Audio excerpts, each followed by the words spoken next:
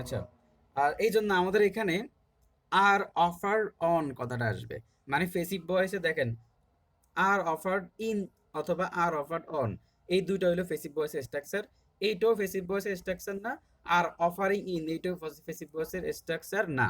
আর এবার হৃদয় ভাই যেটা চিন্তা করলেন নাও, এই নাওটা বাক্যের শেষে থাকবে। যখন আপনার প্রেজেন্ট কন্টিনিউয়াস টেন্স এরকম কোনো কিছু থাকবে, তখন নাও যেটা থাকে এটা সাধারণত সাধারণত বাক্যের শেষে থাকবে। তো এগুলা নিয়ে আমরা সাধারণত উদাহরণ দেব সামনে, যে নাওটা বাক্যের শেষে থাকবে। নাও, নাও মানে এখানে নাও দ্বারা এখন বোঝানো হচ্ছে, now a good number of courses. এখন নাও দ্বারা এই মুহূর্তের কথাটা বোঝানো হচ্ছে।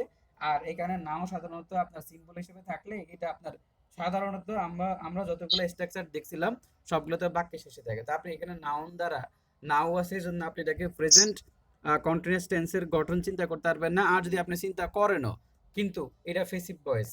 এখন এখানে দেখেন প্রেজেন্ট কন্টিনিউয়াস টেন্সের স্ট্রাকচারটা কিন্তু এখানে নাই, ফেসিভ ভয়েসের স্ট্রাকচারটা নাই, এটা অ্যাক্টিভ ভয়েসের স্ট্রাকচার আছে। যেহেতু এখানে কোর্স নিজে নিজে আপনাকে অফার করতে পারে না, কেউ কোর্সটা আপনার কাছে অফার করে। ঠিক আছে, বিদ্যাবাড়ি কোর্স আপনার কাছে অফার করলো, বিদ্যাবাড়ির কোর্স তো আর আপনাকে এসে অফার করতেছে না। ঠিক আছে, বিদ্যাবাড়ি নিজে এই ফেসবুকে পোস্ট টোস্ট করে টুরে দিয়া বা বারবার লাইভে আইসা আপনার মনোযোগ আকর্ষণ করার চেষ্টা করতেছে। তাহলে আর অফার্ড অন, ইন হবে না, ইন্টারনেটের আগে অন হয়।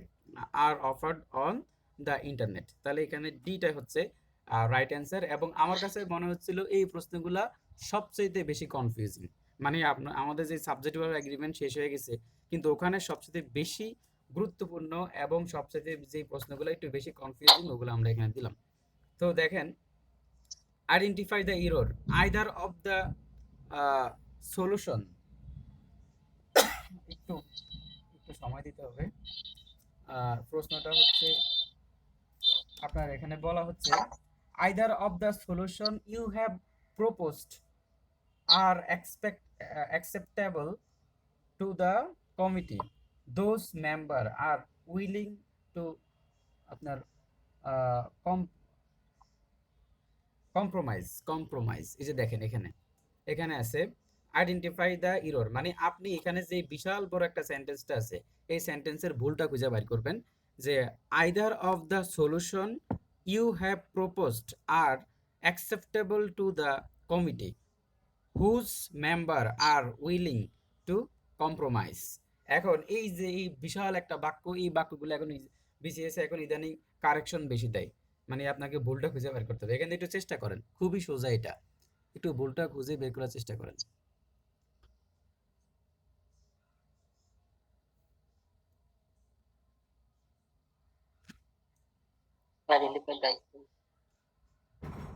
এখানে কোনটা হইতে পারে ভুলটা, মানে হ্যাভ, আর, হুজ, বা নাকি আর উইলিং?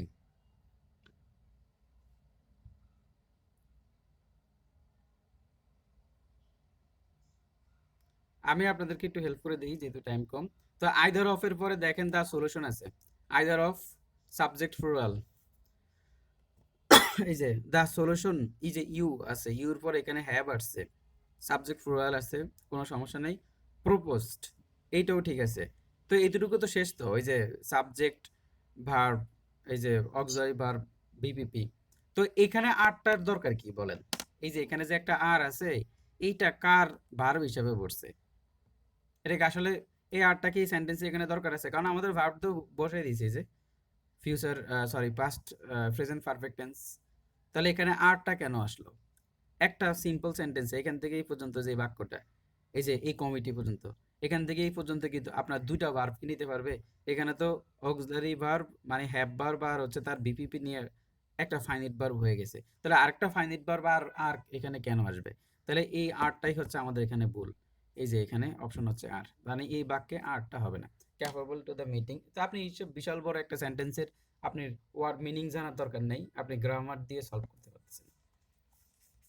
এবার এটা দেখেন, a great deal of thought dash into the designing of the auditorium। তাহলে এখন এখানে কি হইতে পারে? এ গ্রেট ডিল অফ,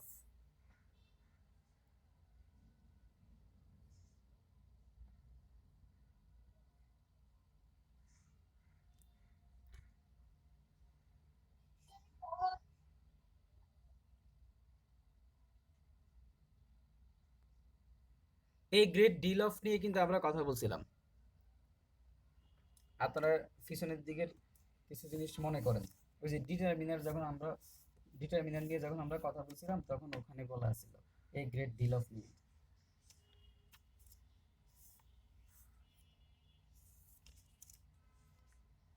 একটু চেষ্টা করেন, তবে একটু দ্রুত।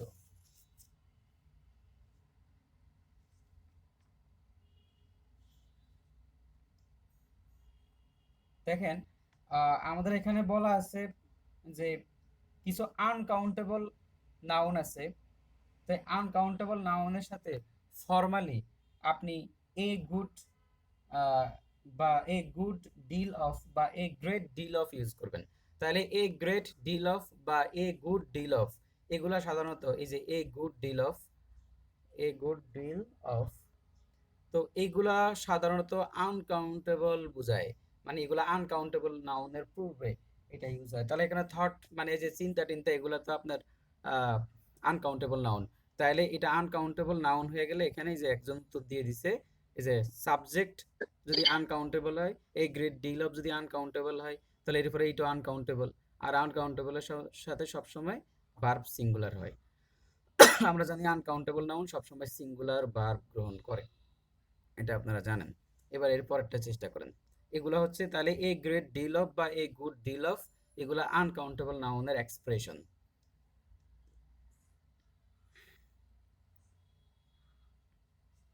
এবার এরপরটা দেখেন, either of the two candidate who had applied for admission to the business faculty dash is eligible for scholarship. এখানে কি হতে পারে?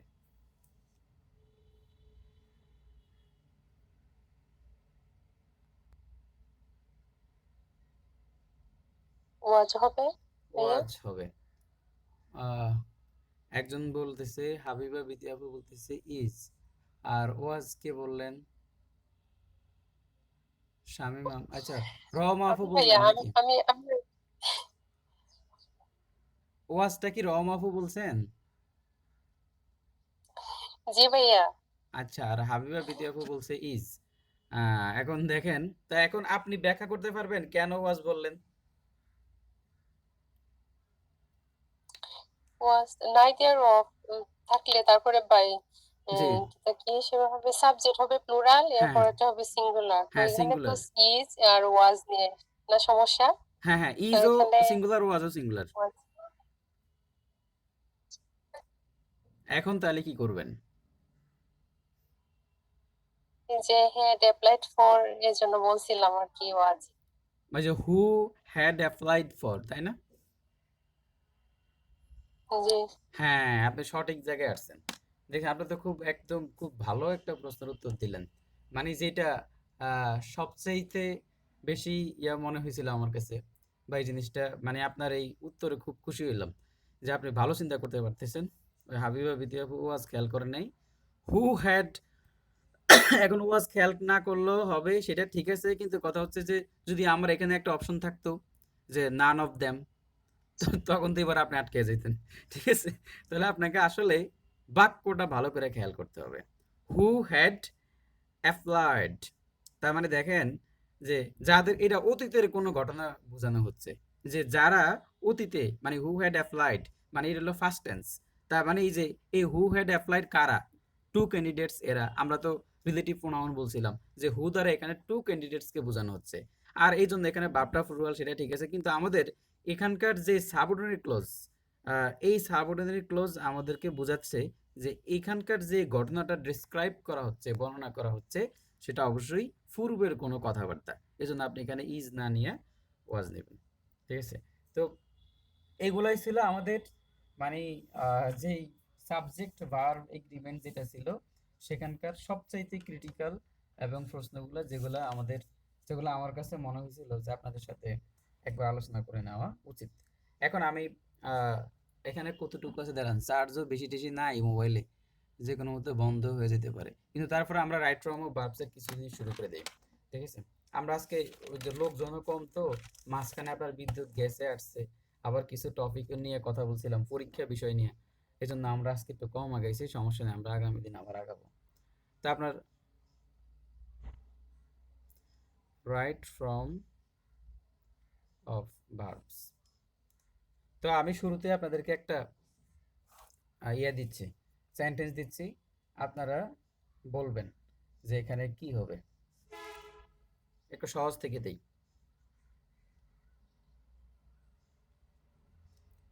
রবীন্দ্রনাথ।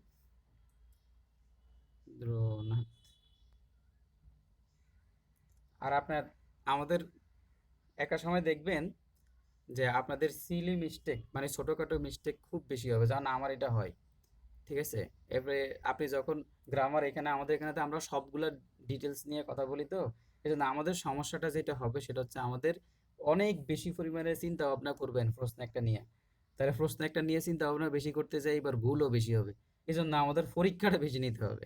আমরা কিন্তু এখানে আমাদের অন্য অন্য কোচিংয়ের মতো খুব কম আলোচনা করি না, যে অল্প কটা রুলস নিয়ে আলোচনা। আমরা কিন্তু এখানে বিশাল পরিধি নিয়ে আলোচনা করি। কারণ আমি আমার চোখে যতটুকু লাগছে সেটা হচ্ছে আপনার সাবজেক্ট ভাবে ডিপেন্ডেড সকল টপিকস আলোচনা করা হয়েছে, কোনো কিছু বাদ নাই। ঠিক আছে, তাইলে এখন আপনি এত বড় একটা আলোচনা যখন আপনি করবেন তখন বা আপনার মাথায় যখন থাকবে তখন আপনার ভুলও বেশি হবে। এখন এই ভুলটাকে পরীক্ষা দিয়ে দৌড়াইতে হবে। এই জন্যই আমরা আসলে পরীক্ষাগুলোর ব্যবস্থা করতেছি, এবং আপনারা পরীক্ষা মাস্ট দিবেন, কেউ বাদ দিবেন না, বিনা প্রিপারেশনে পরীক্ষা দিবেন। ঠিক আছে, এখানে সব আমরা এখানে কেউ একদম বিশাল বড় জ্ঞানী হয়ে যায় না। ঠিক আছে, আমি কথা বলতেছি শুধুমাত্র এই জন্য যে আপনারা কেউ কথা বলেন না, আর নয়তো বা আপনারা আমার থেকে ভালো জানেন। ঠিক আছে, কিন্তু আপনারা কথা বলতে চান না, এখন আমাকে তো কথা বলতে হবে, কিছু করার নেই। দেখেন, Rabindranath stories often surprise ending. এখন কি হতে পারে এখানে? হ্যাভ, হ্যাড, হ্যাভ, হ্যাজ, আর আপনার হচ্ছে হ্যাভ হ্যাড। কি হইতে পারে বলেন তো? আমাদের শামীম ভাই আছে, বিতি আপু আছে, হৃদয় ভাই, আরশি আপু, 5 জন আছেন। কেউ কি কমেন্ট হ্যাঁ করছেন? ভাইয়া। হ্যাভ হবে, হ্যাঁ। আচ্ছা, তাহলে এখন হ্যাভ হবে। কি বিতি আপু বললেন? হাবিবা বিতি আপু বলছেন?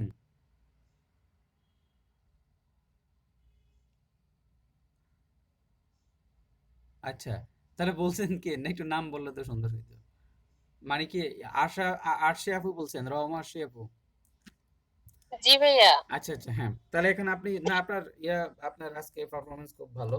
রবীন্দ্রনাথ স্টোরিজ মানে রবীন্দ্রনাথের যেসব গল্পগুলো ওপেন, এই ওপেন হচ্ছে আপনার প্রেজেন্ট টেন্সের গঠন, তাই না? মানে প্রেজেন্ট ওপেন থাকলে জি এই জি যে, হ্যাঁ, প্রেজেন্ট। এটা প্রেজেন্ট ইনডিফিনিট টেন্সের গঠন। তাহলে এখন প্রেজেন্ট ইনডিফিনিট টেন্সের গঠন, তাহলে আমরা বোঝা গেল এটা হলো বর্তমান কাল। ঠিক আছে, তাহলে এখানে হ্যাড তো যাবেই, এইটাও এইবার হ্যাভ হ্যাড নিয়ে আর বাকিগুলো নিয়ে আছে। এখন এখন দেখেন যে এখানে বলা হচ্ছে রবীন্দ্রনাথের গল্পগুলোর মধ্যে থাকে সারপ্রাইজ এন্ডিং, মানে শেষে খুবই একটা করুণ একটা এন্ডিং থাকে, যেটা আপনি চিন্তা করতে পারবেন না। ঠিক আছে, ওই যে হৈমন্তী বিলাসী টিলাসী আমরা এগুলো পড়ছিলাম ছোটকালে, কি বলে ছুটি একটা পড়ছিলাম। ঠিক আছে, তাহলে এখানে যে সারপ্রাইজ সারপ্রাইজ এন্ডিং মানে শেষে হচ্ছে আপনাকে অভিভূত করে ফেলবে, বা আপনি এমন কোনো কিছু চিন্তাও করতে পারবেন না যে এন্ডিংটা এরকম হতে পারে। তাহলে এটা আপনার তাহলে কি আছে বুঝাচ্ছে যে তার গল্পগুলোর মধ্যে সে তো আগে লিখে ফেলছে, মানে তার গল্পগুলোর মধ্যে বর্তমানেও, হ্যাঁ, মানে তার গল্পগুলোর মধ্যে কি আছে, যে আপনার সারপ্রাইজ এন্ডিং আছে। ঠিক আছে, আবার কেউ বেশি চালাই করে আবার হেডের দিকে যাওয়া যাবে না, কারণ এখানে ওপেন কথাটা আছে। ওপেন সাধারণত প্রেজেন্ট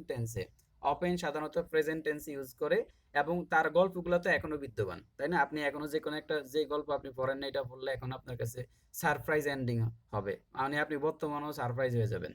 তাহলে এখন বোঝা গেল সবচেয়ে বড় কথা হচ্ছে অফেন কথাটা আছে, এটা প্রেজেন্ট ইনডিফিনিট টেন্সের গঠন, এবং সেই অনুসারে আমাদের আছে বোঝাতে আমাদের এখানে হ্যাভ ইউজ হবে। এবার আমরা আরেকটা সেন্টেন্সের দিকে যাই। এবার এটা একটু মোটামুটি এটাও চাকরি পরীক্ষা আসে নাই, কিন্তু তারপর আপনাদেরকে দিচ্ছি, আপনারা হয়তো এটা অনেকে দেখছেন। The army. আচ্ছা, আপনাদের কাছে কঠিন কঠিন কোনো কিছু থাকলে এটা বলবেন না, সবটা আমি বলতেছি। মানে আমি যে প্রশ্নগুলো উঠাচ্ছি এগুলোর চাইতে যদি আপনাদের কাছে আরো মনে হয় যে আপনি আপনার একটা প্রশ্ন যেটা আপনি কম বুঝতেছেন পড়তে যায়, সেইটা একটু এখানে আলোচনা করলে ভালো হয়, এমন একটু বিষয় বিভিন্ন কিছু বলবেন। আপনারা যেহেতু মাস্টার বইটা পড়তেছি, মাস্টার বই থেকে বলবেন, অন্য কোনো বই থেকেও বলতে পারবেন, সমস্যা নেই। যদি আমরা তাৎক্ষণিক উত্তর দিতে পারলে উত্তর দিব আরে। He dash in the army for 2 years, এটা কি হতে পারে?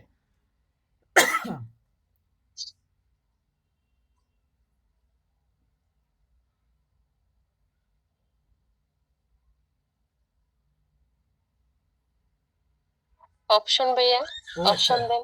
হ্যাঁ অপশন তো দেই নাই। ও সরি, ডাব্লিউ ওয়ার্কস, বি হচ্ছে ইজ, আর সি হচ্ছে ওয়াজ, তারপরে আপনার ডি হচ্ছে ইজ টেকেন। হ্যাঁ এবার বলেন। আমার 3টা ডিভাইসের চার্জ আস্তে আস্তে যাচ্ছে, মোবাইলেও চার্জ কমে যাচ্ছে, এই যে লাইটের চার্জও কমে যাচ্ছে, আরেকটা হচ্ছে এখানে একটা পকেট রাউটার আছে, ওইটারও চার্জ কমে যাচ্ছে।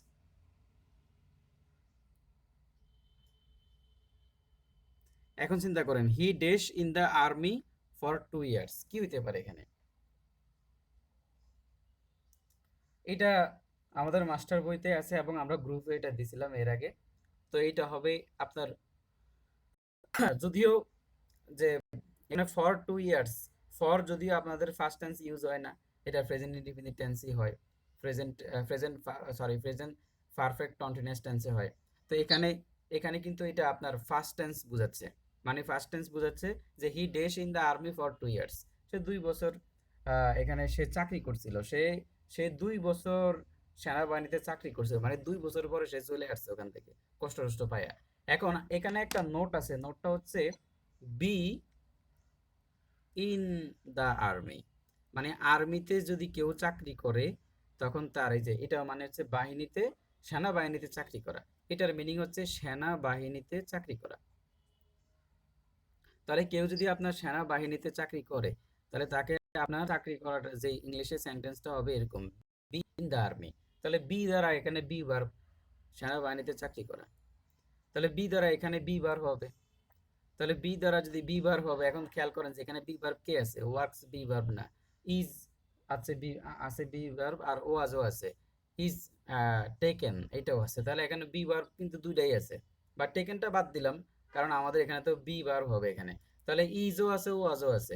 এখন এই বাক্যটা সবাই এখানে ইজ দিত, মানে এই জিনিসটা খুবই ডিফিকাল্ট। এই যে ফর আছে, তো ফরের দিকে খেয়াল করে অনেকে হয়তো বা ই চিন্তা করবে বা এটা প্রেজেন্ট টেন্সে চিন্তা করবে, কিন্তু আসলে ঘটনা ঘটনা হচ্ছে সে 2 বছর সেনাবাহিনীতে চাকরি করছিল, এই জন্য এখানে ওয়াজই হবে। বুঝছেন যে এখানে বি ভার্ব হিসেবে ওয়াজ ইন দা আর্মি, সেনাবাহিনীতে চাকরি করা, তো বি ভার্ব হিসেবে আমাদের এখানে ওয়াজ হইলো, কারণ এটা অতীতের কোনো একটা কিছুকে বোঝানো হচ্ছে। এখন এইটা যে প্রেজেন্ট ইনডিফিনিট টেন্সের মধ্যে কেন যে দিছে মাস্টার, সেটা আল্লাহই জানে, এটা উনি জানে আর কি। আচ্ছা যাই হোক, আহ তাহলে বা আমরা চান আমরা আরেকটা প্রশ্নের দিকে যাই। আই ড্যাশ, এগুলো হচ্ছে সবচেয়ে জটিল গুলা, আর ইজি গুলো আপনারা পারবেন। এরপর আমরা আমরা এখন যেটা আলোচনা করতেছি সেটা হচ্ছে প্রেজেন্ট ইনডিফিনিট টেন্সের আলোচনা, এটা নিয়ে আমরা আর একটা আলোচনা করব আর একটু কিছুক্ষণ পরে, রুলস গুলা লিখব। I dash 20 kilometre to work every day, EVERY day. তাহলে এখানে এবার আসবে আপনার এতে আসবে মেক, এতে আসবে আপনার মেক, আর বিতে আসবে আপনার ডু, এরপরে সি হচ্ছে কমুটেড, এগুলো মাস্টার বইতে আছে, আবার আমি ওখান থেকেই দিচ্ছি।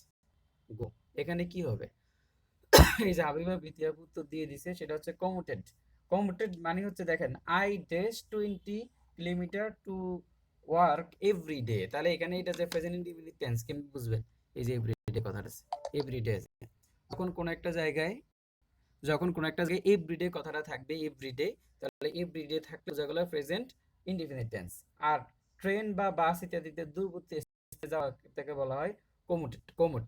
তাহলে আই কমুট, হ্যাঁ কমুট হবে উচ্চারণটা, commute 20 years 20 kilometre to the work everyday. তাহলে এখানে বাস বা দূরবর্তী কোনো কর্মস্থলে যাওয়াটাকে সেটাকে এখানে আপনার কোমরটি ইউজ করা হয়। এটা যেহেতু ঢাকা ভার্সিটির প্রশ্ন বিভিন্ন সময় আসতে পারে চাকরি পরীক্ষায়।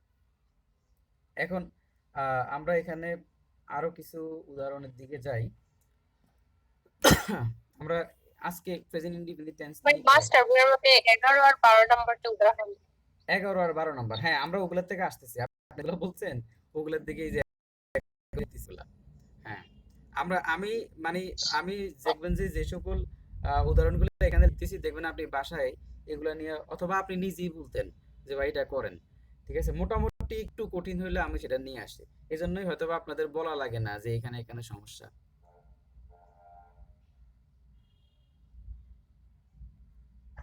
আপনাদের আপনাদের মনে হয় কথাটা মনে হয় একটু কম শোনা যাচ্ছে মনে হয় নাকি? আপনারা কি স্পষ্ট শুনেন নাকি মাঝে মাঝে কেটে কেটে আসে? এখন ভাই শুনতেছি, এর আগে কেটে কেটে আসছে। হ্যাঁ, ওই ওই যে নেটওয়ার্কের জন্য। এবার আপনার is playing usually, is playing আপনার ইউজুয়ালি, আর বি নাম্বারে হবে ইউজুয়ালি প্লেস। বলেন এই দুইটার মধ্যে কোনটা হবে?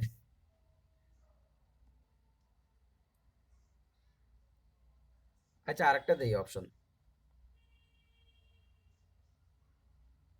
প্লেস ইউজুয়ালি, কোনটা হবে এখানে? এই যে ওখানেই বলে দিছে বি নাম্বার। তো দেখেন এই যে Joan John does tennis or two or twice a week, মানে সে সপ্তাহে একবার অথবা দুইবার টেনিস খেলে। ঠিক আছে, এরকম একটা। তাহলে দেখেন টোয়াইস অথবা এ উইক, তো একবার অথবা দুইবার, এটা তার অভ্যাসগত কোনো কিছু। ঠিক আছে, এবং এটা সরাসরি প্রেজেন্ট ইনডিফিনিট টেন্সের গঠন। এখন আমরা জানি যে অ্যাডভার্ব, মানে অ্যাডভার্ব যেগুলো আছে এগুলা বি ভার্বের পরে বসে, মূল ভার্বের আগে বসে। মানে অ্যাডভার্বের পজিশন আমরা এটা আগেও বলছিলাম। অ্যাডভার্বের পজিশনটা যেরকম, ধরেন যে আপনি কোন একটা বাক্যে এটা যদি অ্যাডভার্ব হয় তাহলে অ্যাডভার্বের পজিশন হচ্ছে আপনার মূল ভার্বের আগে বসবে অ্যাডভার্ব। অ্যাডভার্বের পজিশনটা একটু আমরা একটু ইয়ে করে দিচ্ছি। ধরেন আমি একটা উদাহরণ দিচ্ছি।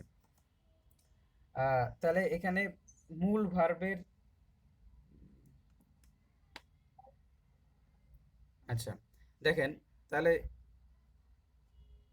এই জায়গায় আপনার ধরেন এরকম সাবজেক্ট, তারপর হচ্ছে আপনার বি ভার্ব, যে বি ভার্ব, এরপরে হবে আপনার অ্যাডভার্ব। মানে সাবজেক্টের পরে বি ভার্ব, এরপরে আপনার অ্যাডভার্ব হবে, অ্যাডভার্ব যদি বাক্যে থাকে। আরেকটা গঠন হচ্ছে এরকম, সাবজেক্ট এই হলো auxiliary verb plus adverb plus এই যে মেইন, এই যে এম এ মেইন ভার্ব হবে, মানে প্রিন্সিপাল ভার্ব বা মেইন ভার্ব। তার মানে দেখেন subject auxiliary verb adverb main verb. এবার আর থার্ড যে স্ট্রাকচারটা সেটা হচ্ছে সাবজেক্ট, এবার হচ্ছে subject be verb, subject adverb plus main verb. Main ভার্বের আগে অবশ্যই অ্যাডভার্ব হবে। আর কিন্তু যদি যদি এইখানে খেয়াল করেন, এই যে বাক্য অনেক সময় বি ভার্ব আপনার বাক্যের শুধুমাত্র বি ভার্ব দিয়ে একটা বাক্য তৈরি হয় না। তো বি ভার্ব থাকলেও, মানে বি ভার্ব থাকলেও অ্যাডভার্ব কিন্তু পরেই হবে। কিন্তু কোনো একটা বাক্যে যদি অন্য কোনো মেইন ভার্ব দিয়ে শুরু হয়, ভার্ব ছাড়া কোনো একটা বাক্য থাকে, তখন তার আগে অ্যাডভার্ব হবে। যেমন এখানে দেখেন জন ডেশ টেনিস